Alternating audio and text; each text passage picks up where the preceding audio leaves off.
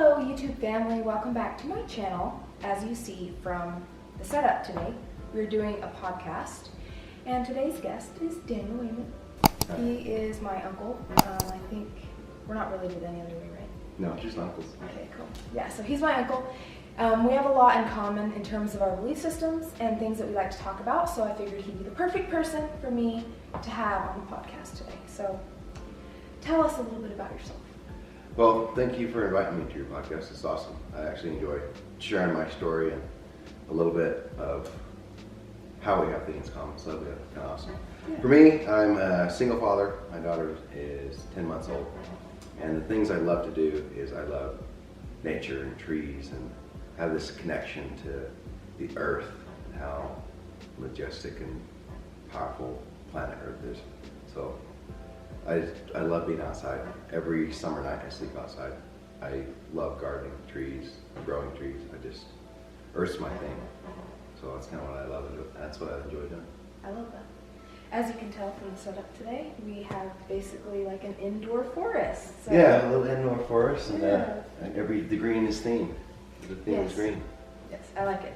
Green is connected to the heart chakra, if you didn't know that. So very cool color to have around your house because it's actually healthy to have in your space. So kind of cool. So today's topic, as you may have saw from the title, we're talking about something that sounds kind of daunting to some people, and that is the topic of death.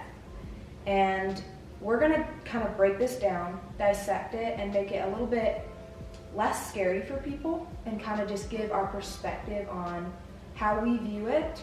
And hopefully it can take down some of the scary ways that people see it, I guess. Yeah, like the connotations that people carry, like the beliefs that they have around it. Mm-hmm. It's a very scary thing if you ever have to face it face to face.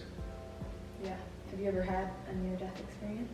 I've had a couple near-death experiences actually, and I've had a vision where I was lying in my casket and my family was around. That was pretty sad. Oh wow. Do you want to tell us a little bit about that story? Which one? The casket or the first one? Your first one? Yeah, your first Well, the first one, I electrocuted myself at a very young age. Oh. Yeah, that was very interesting. So what I did is in the backyard where we grew up, I was probably 10, 11. I had this thing where I loved to reach high as I could possibly reach. So I'd find a tree and I'd climb to the very tip, but this limb was like barely supporting me. Right. I could hear the tree just cracking, and I'm like, okay, that's enough. I gotta get down. You know, I'd be in the wind in the tree, and I love nature, hence back to trees. You know? So I climbed this tree in my backyard, climbed up the tree, and I was touching power lines, like the big power lines that run through communities. The rule is don't touch two of them together. You're safe. Two of them together? Yeah, because they're all a current. If they're not grounded, oh, okay. If they're not both connected, they will not electrocute you. Okay. So you can touch a power. That's what birds will blow up on the power line. That's what I wondered. I was like, how are all the birds just chilling on the power line? Yeah, they're not connected. So if Okay. another bird touches the tail against the power line, both of them explode.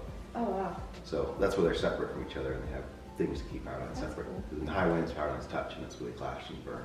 Cool. And that's how they can create like storms. When storms come, they can create forest fires because power lines are hitting trees, grounding off of each other. They can create fires. Anyway, I electrocuted myself. I can't remember how young I was, but young enough to not know better. So I climbed up. There was probably a 5-tier power line system. The first one was communication, so there's really no power at all. It's just like phone lines and all that shit. Next ones were power lines. Probably like the big transformers you see on power poles. Oh, It was yeah. one of those ones. One of the big, you could see the transformer like down the road. And there was enough, but the highest lines had huge transformers, 2 of them, like probably 5 feet tall, big ass transformers up there. Mm-hmm. So I made it my goal to touch every one of these things. And the tree, I couldn't get to them one year because the tree wasn't tall enough. So the tree grew the next year. Right. So I gained a few extra inches. Mm-hmm. So I remember getting up this tree, and I just remember reaching as far as I could. And there was the last one, and I just remember closing my eyes trying to reach this son of a bitch because I was like to the limbs of this tree. This tree had no more limbs to push on. There was a power line below me that was going through the tree.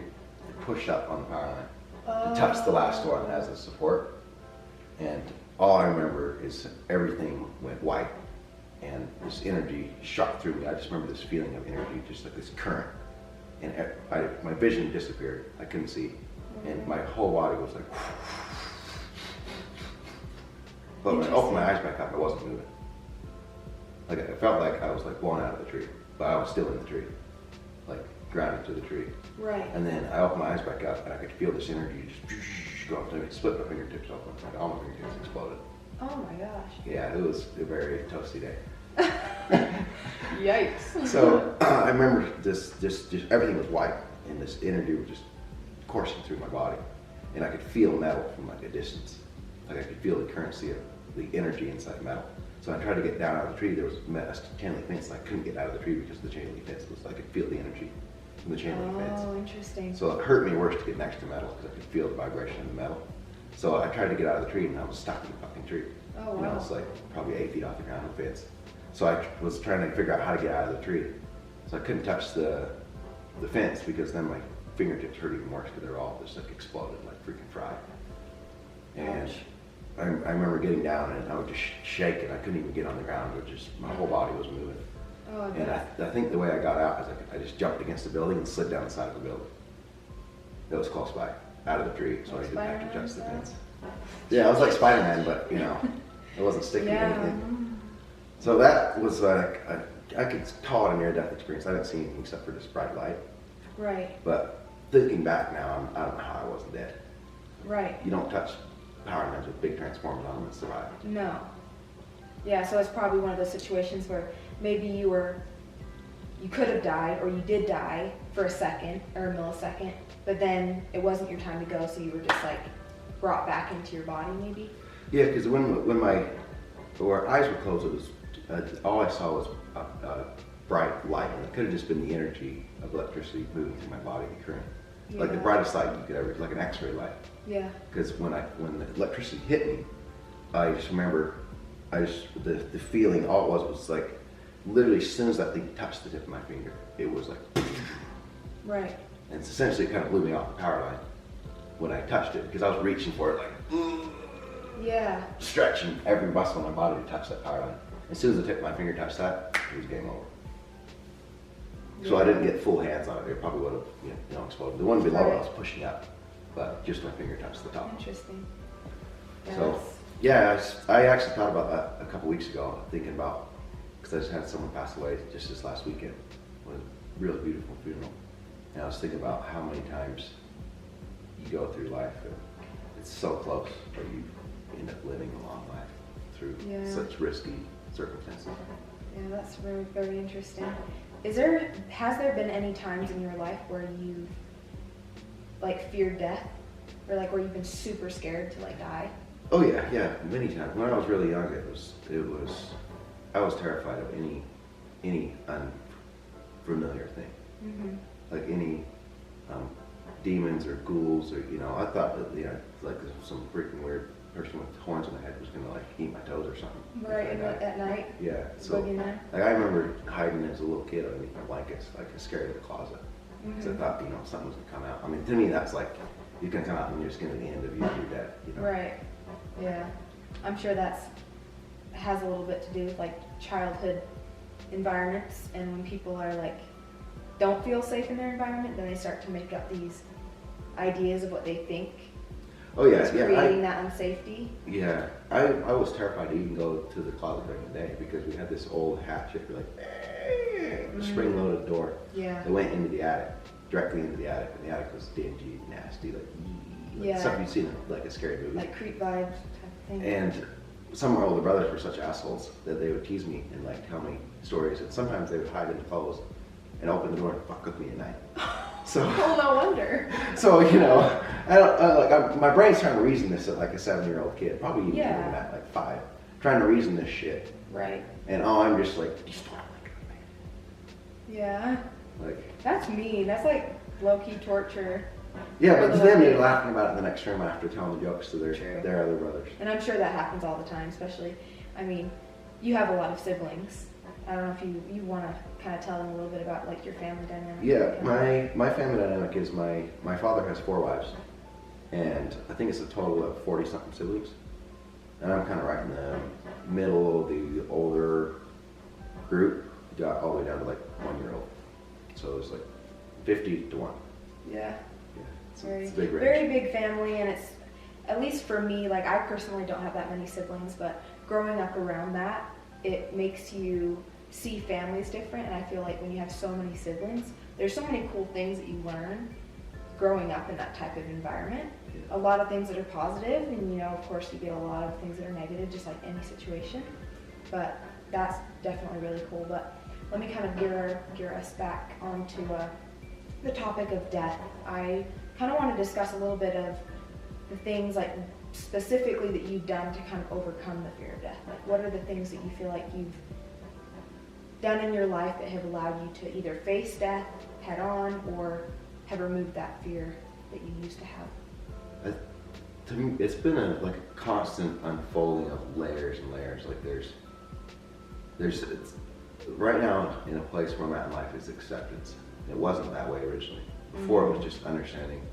To me, I had to kind of confront the uncertainty of what happens after we disappear from this, this topsoil we carry around our human body. We're just topsoil. Right. We eat a tomato and it turns into our face. So, well, good looking tomato.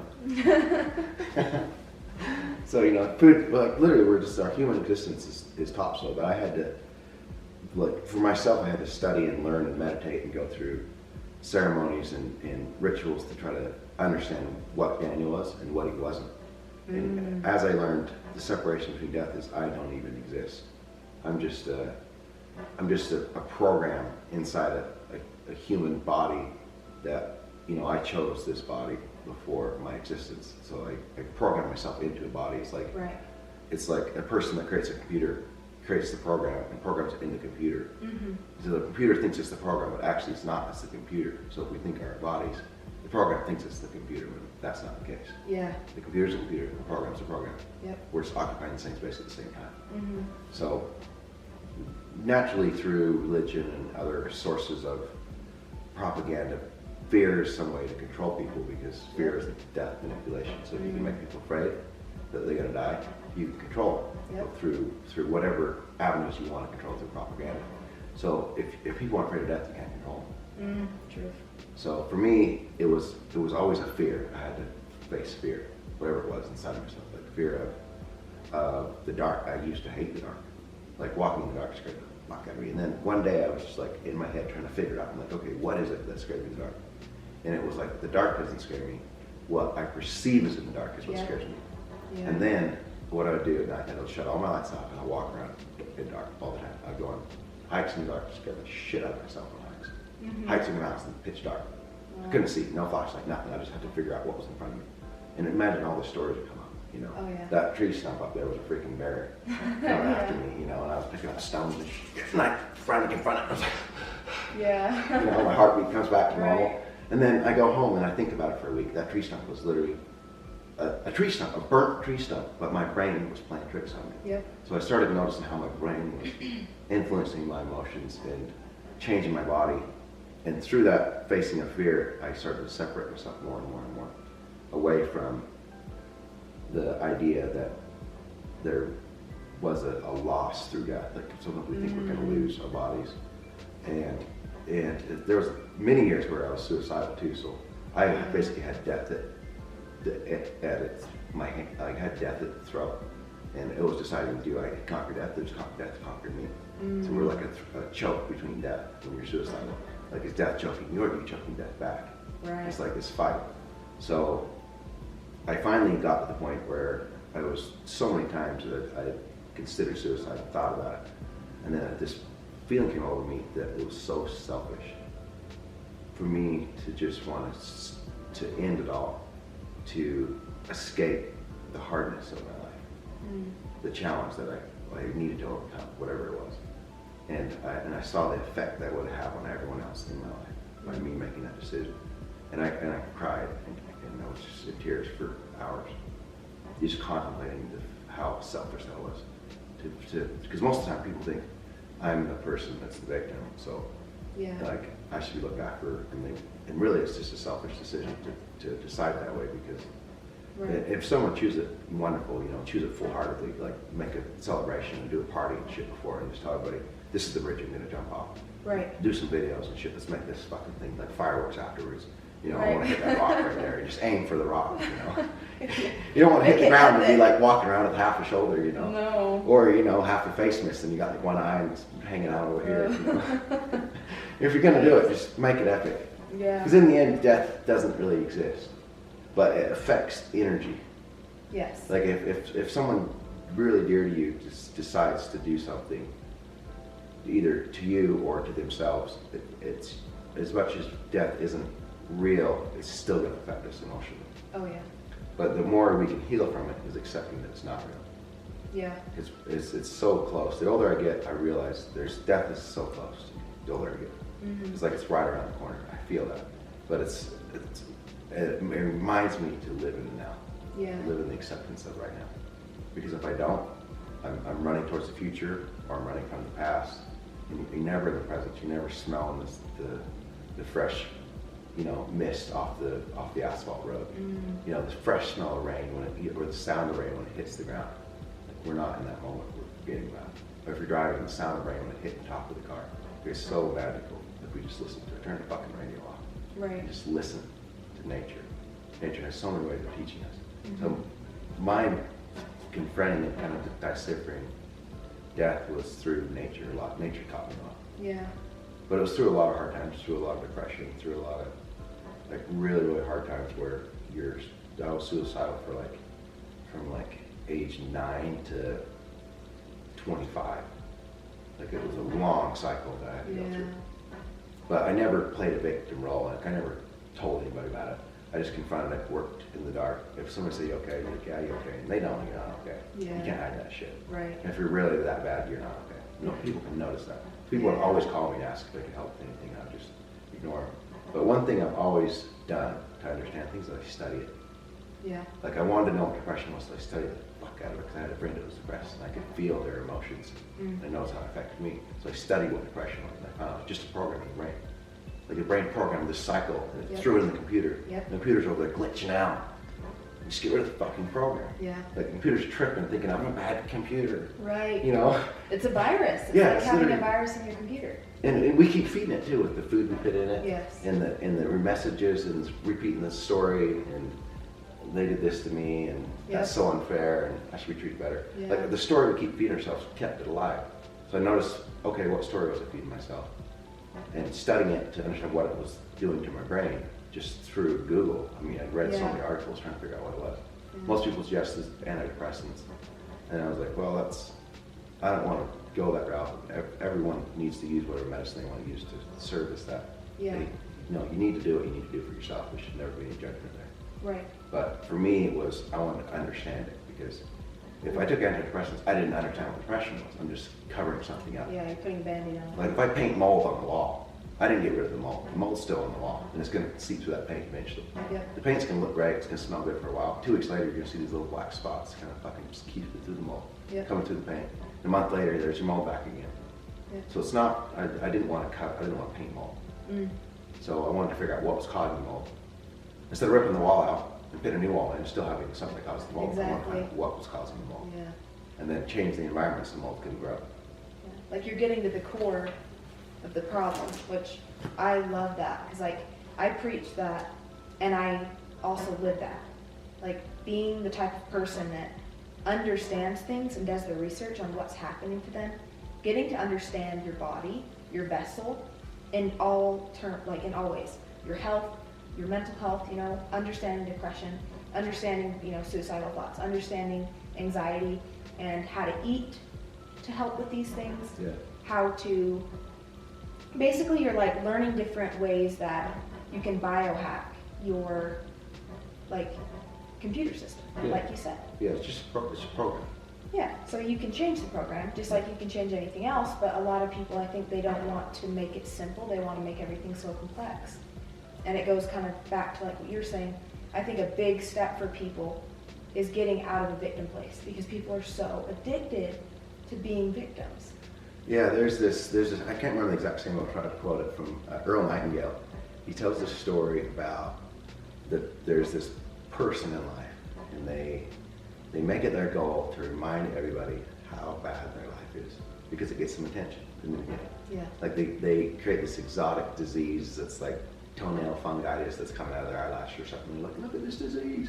Everyone's like, oh shit, you okay? You know? They call them on the weekend and say, how you doing? Your fungitis growing out of your eyelashes still? You know? Yeah. And they get attention, so exactly. people feel like people love them. And so they, after that dissolves, no one stops. They calling them. So they create another made-up disease that doctors can't even diagnose, and you know they got one big long eyelash growing out of their nose now. Right. And they're combing it up the side and like braiding it, painting it red, white, and blue, you know. Yeah. And telling everybody about it to gain a little extra attention. Right. You know, that's awesome. You know, paint it red and paint it white, and you know, cut it off eventually. Yeah. But it's like this constant feeling of wanting to be accepted and seen. But he says people make it their life career. Yeah. And they waste so much energy on it. And you can listen to it.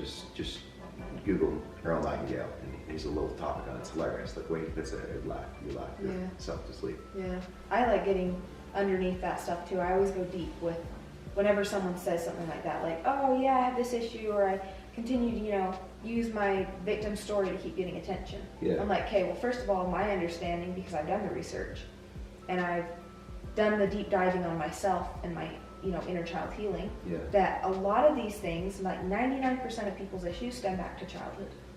Like it Yeah. all goes back to that All of it does. original trauma of, oh, mom and dad didn't give me this, or my caregiver didn't give me this, so now I'm seeking love and validation. And maybe as a kid, the only time you got love was when you got hurt. Yeah. Or the only time you got love is when something bad happened. Or you're sick. Yeah. Or, So then people correlate, you know, your brain downloads this program that says, when I am hurt, sick, or broken or something, I get love. Yeah. So then people are reenacting this program in their everyday life. Yeah, and essentially by doing that, it blocks you from the feeling of death. Because if you can feel loved, then you don't feel threatened by death knocking at the door. Mm-hmm. So you don't have to confront whatever the demon is that's there knocking at the door. Because it's there every single day. But as soon as you confront it, you realize there's nothing to be afraid of. There's nothing to be concerned about. There's like, if you're focused on living every single day for what it is today, you have this acceptance of death when it comes. And it's a lot of letting go. Like I think about this all the time. Like every time I go to a funeral, I love hearing the stories of how the person lived and the decisions they made and how it affected their life and how it affected other people. Like you go to some funerals and it's just people talking about themselves, and it's like, I didn't come to hear about you, I came to hear about the person that's in the casket. Okay, tell me a story. I want to know what their life was like so I can learn from it. Mm-hmm. You know, they lived 90 years. What did they do in that 90 years? What was it like 90 years ago? Did they have cars? Of course they did. You know, but you hear stories from people that were, you know, pushing 100, and they're like 70 years older than you. What were the times in the world at that point? And Right. they have so many stories they can share. Mm-hmm. And you think about that and you think, wow, our world isn't as hard as I think it is. We went through COVID. Woo, okay. They lived in where the nuclear bombs were being dropped on people. Mm-hmm. Like that's a little bit more pressing than Right. COVID. You know, Yeah. at least you had a house and